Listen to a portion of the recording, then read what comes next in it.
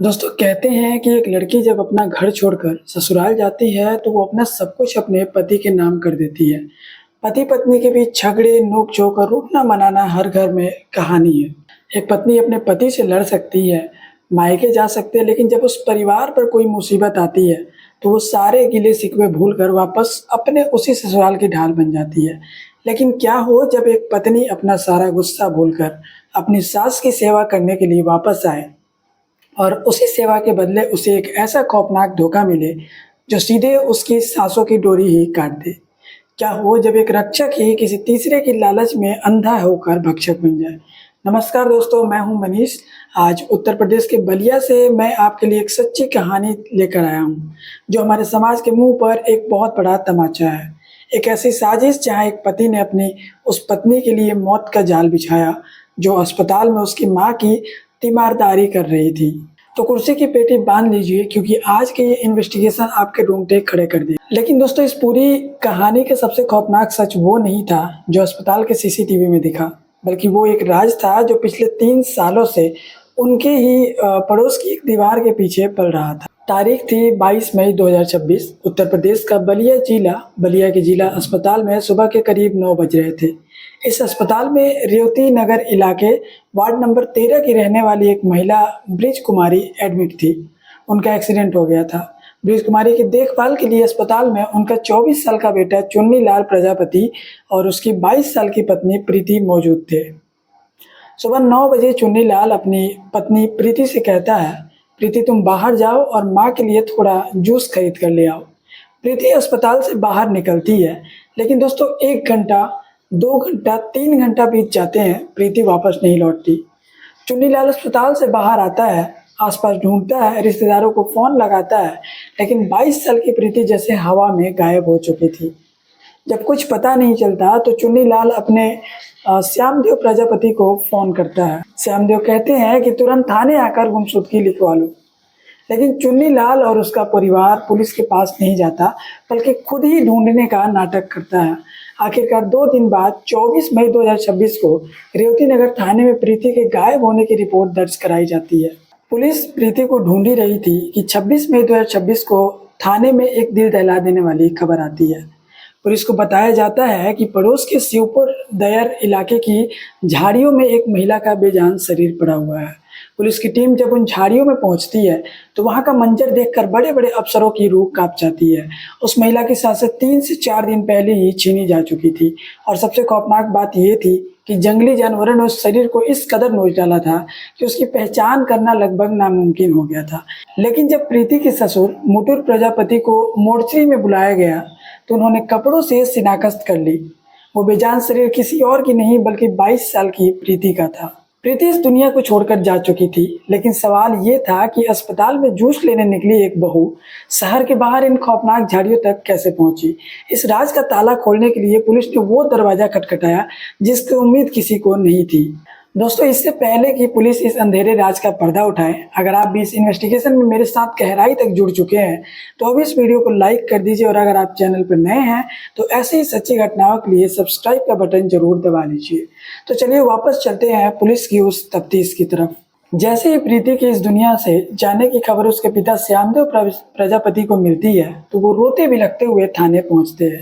Shyamdev police से कहते हैं, साहब मेरी बच्ची को किसी और ने नहीं बल्कि उसके ससुराल वालों ने ही हमेशा के लिए शांत किया है।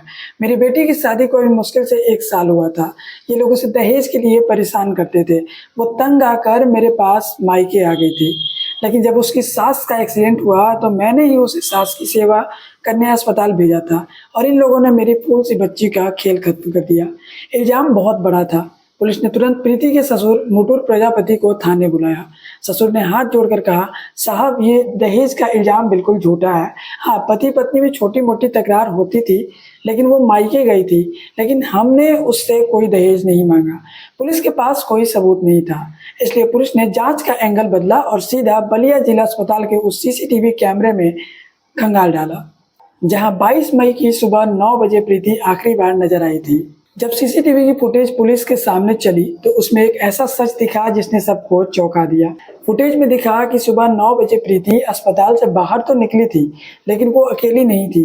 उसके साथ एक 21 साल की लड़की भी थी। जब पुलिस ने वो फुटेज प्रीति के ससुराल वालों को दिखाई तो ससुर ने तुरंत उस लड़की को पहचान लिया।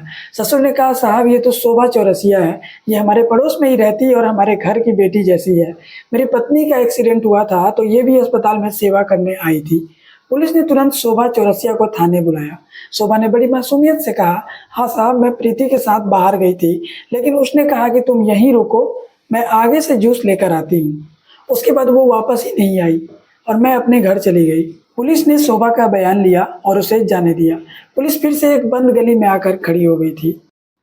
लेकिन पुलिस को ये नहीं पता था कि शोभा के उस बेटी जैसे मासूम चेहरे के पीछे एक ऐसी खौफनाक और जहरीली साजिश पड़ रही थी जिसका सुराग एक कॉल रिकॉर्डिंग में छुपा था। पुलिस ने हार नहीं मानी। पुलिस ने सबसे पहले प्रीति का कॉल डिटेल्स रिकॉर्ड निकलवाया, लेकिन वहां से कुछ संदिग्ध नहीं मिला।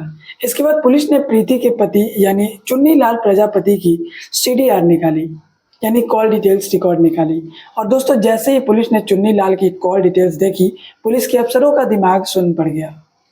उस कॉल डिटेल से एक ऐसा नंबर था जिस पर चुन्नी लाल पिछले 3 सालों से लगातार दिन रात घंटों बातें कर रहा था। और सबसे रोंगटे खड़े कर देने वाली बात यह थी कि 22 मई की सुबह जब प्रीति अस्पताल से गायब हुई थी, उसके ठीक 1 घंटे बाद चुन्नी लाल ने उसी नंबर पर लंबी बात की थी। जब पुलिस ने उस नंबर के मालिक का नाम निकाला तो वो नाम किसी और का नहीं बल्कि उसके पड़ोस में रहने वाली शोभा चौरसिया का था, जिसे पूरा परिवार अपने घर की बेटी मानता था।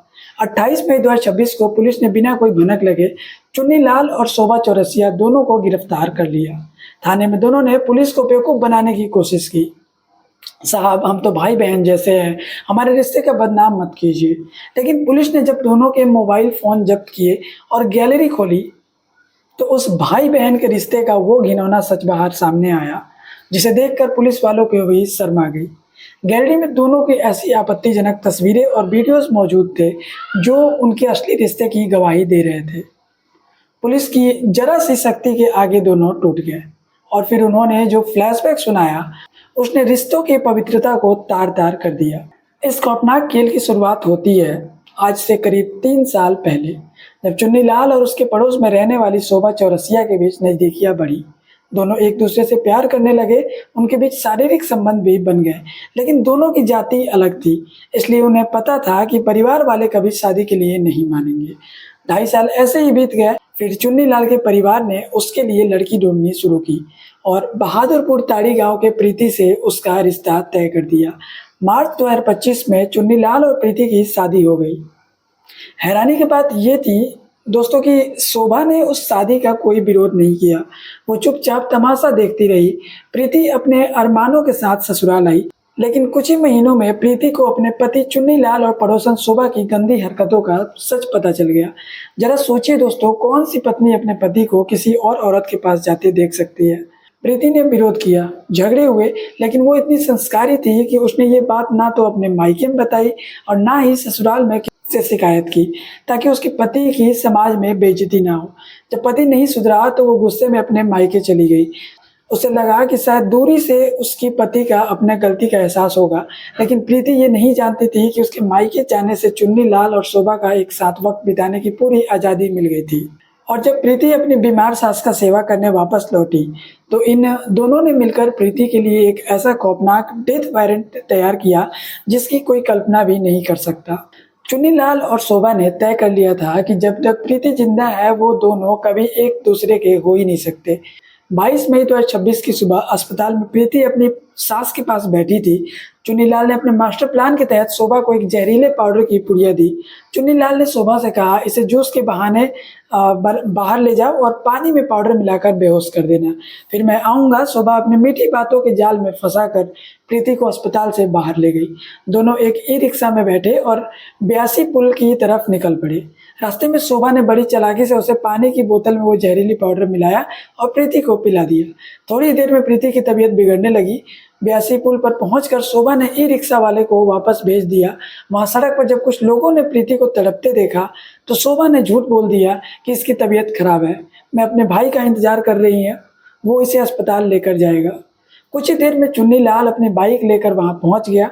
उसने बेहोश हो चुकी अपनी ही पत्नी को बाइक पर बीच में बिठाया और फिर वहां से शोभा के साथ बैठकर वो दोनों से शिवपुर शहर की उन सुनसान झाड़ियों में पहुंच गए। वहां झाड़ियों में ले जाकर चुन्नीलाल और शोभा ने मिलकर उस बेबस और बेहोश प्रीति का सांसों की डोरी हमेशा के लिए काट दी। उसके बेजान शरीर को जानवरों के लिए वहीं झाड़ियों में फेंक दिया और बड़े आराम से वापस अस्पताल आकर प्रीति के गायब होने का ऐसा झूठक नाटक किया जिसने पुलिस को भी चकमा दे दिया था। लेकिन वो कहते हैं ना दोस्तों, गुनाहगार चाहे कितनी भी चालाकी कर ले, वो अपने बुने ही हुए जाल में फंसता जरूर है। एक कॉल रिकॉर्डिंग ने उसके 3 साल के पाप का घड़ा फोड़ दिया, लेकिन पुलिस ने उन दोनों को गिरफ्तार कर लिया है। उनकी निशानदेही पर वो बाइक, प्रीति का मोबाइल और सारा सामान भी बरामद कर लिया गया है।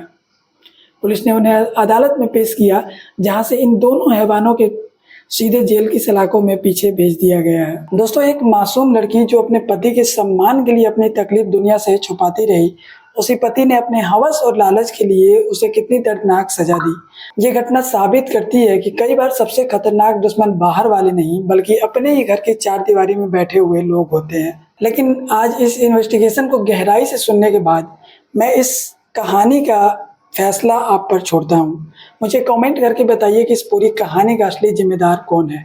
ऑप्शन ए, क्या वो चुन्नीलाल है जिसने अपनी पत्नी को धोखा दिया और एक मासूम की सांसें छीनने का वो खौफनाक प्लान बनाया। ऑप्शन बी, क्या वो शोभा चौरसिया है जिसने एक औरत होकर दूसरी औरत का घर उजाड़ा और जहर देकर उसे मौत के घाट उतार दिया। ऑप्शन सी, या फिर समाज का वो डर जिसकी वजह से प्रीति ने अपने पति की गंदी हरकतों का सच सामने परिवार को नहीं बताया और खामोश रही। आपकी जो भी राय है मुझे कमेंट बॉक्स में जरूर लिखिएगा। मैं आपकी हर एक कमेंट पढ़ता हूं और वही कमेंट समाज को जागरूक करने का काम करेगी। दोस्तों, इस कहानी को सुनाने का मकसद किसी का दिल दुखाना नहीं था, बल्कि आपको ये बताना था कि गलत सहना भी उतना ही बड़ा गुनाह है जितना गलत करना। अगर प्रीति ने वक्त रहते आवाज़ उठाई होती तो शायद आज वो जिंदा होती। अगर आपको आज की ये मेहनत और ये सच्ची इन्वेस्टिगेशन पसंद आई हुई हो तो वीडियो को लाइक जरूर करें और चैनल को सब्सक्राइब करो। मैं हूं मनीष और मैं मिलूंगा आपसे अगली सच्ची घटना के साथ। तब तक के लिए अपना और अपने परिवार का ख्याल रखें, सतर्क रहें, सावधान रहें। जय हिंद, जय भारत।